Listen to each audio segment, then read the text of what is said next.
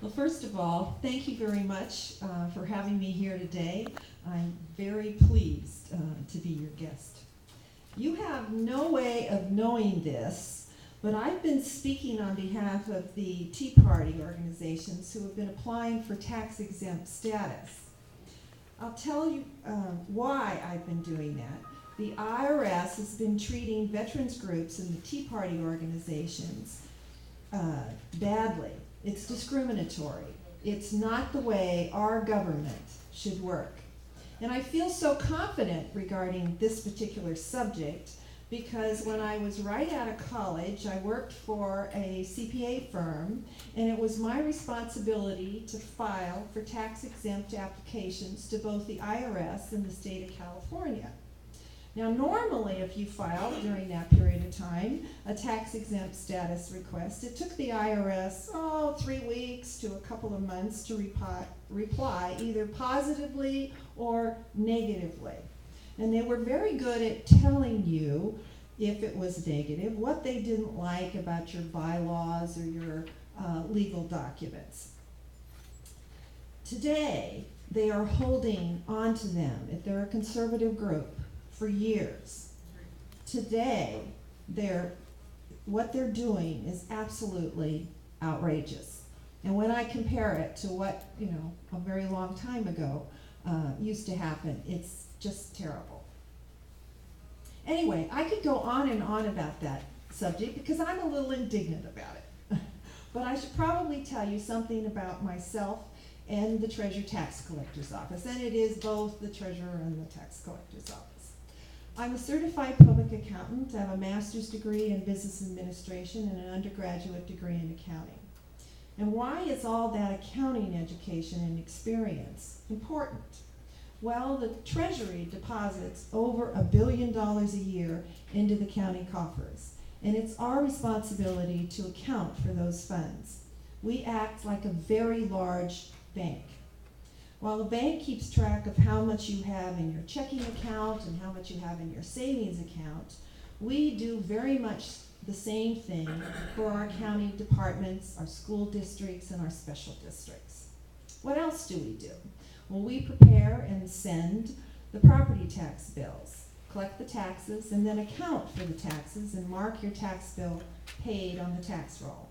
We also collect hotel, motel occupancy taxes, business license fees, unsecured taxes, and prepare the accounting for all of these also. And I'd like to change the subject for just a minute because I'd like to explain that one of the concepts in our department that we have adopted for years is that we like to think of it as value added. We ask, what can we do for our taxpayers? Not to our taxpayers, but for our taxpayers. And how can we constantly improve, thank you, our processes to make things better for our taxpayers and gain efficiencies for our staff? When I first came to the Treasurer Tax Collector's Office, for example, we had 24 temporary employees who did nothing but process tax bills during the busy season, around April 10th and December 10th. Today, with modern technology, we cut that staff, not by half, but down to a sixth of what it was. Instead of 24 people, we now have 3 or 4 people, and they're not working an 8-hour day. We've been proactive in working to add value and create efficiencies for our title companies and our banks. Banks and title companies and the public can now look up their property tax bills on the web 24 hours a day.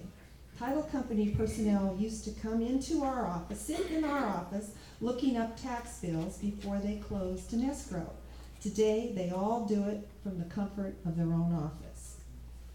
This is less expensive for our title companies, and it doesn't take up county office space.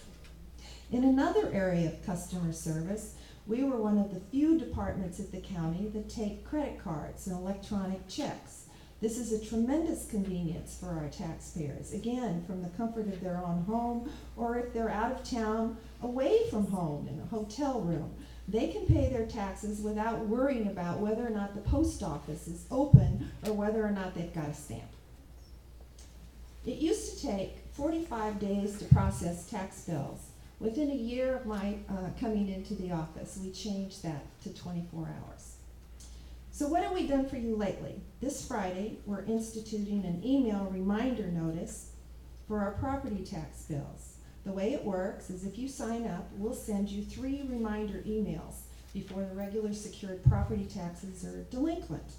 One email will tell you the bills are out and they're ready to be paid. The next email will arrive when it's the due date, and the final email will be a few days before the delinquent date approaches. We're hoping that this will help our senior citizens and remember their property taxes are due and help them to avoid penalties. Is she telling me something with those things? Sorry? She's learning how to use my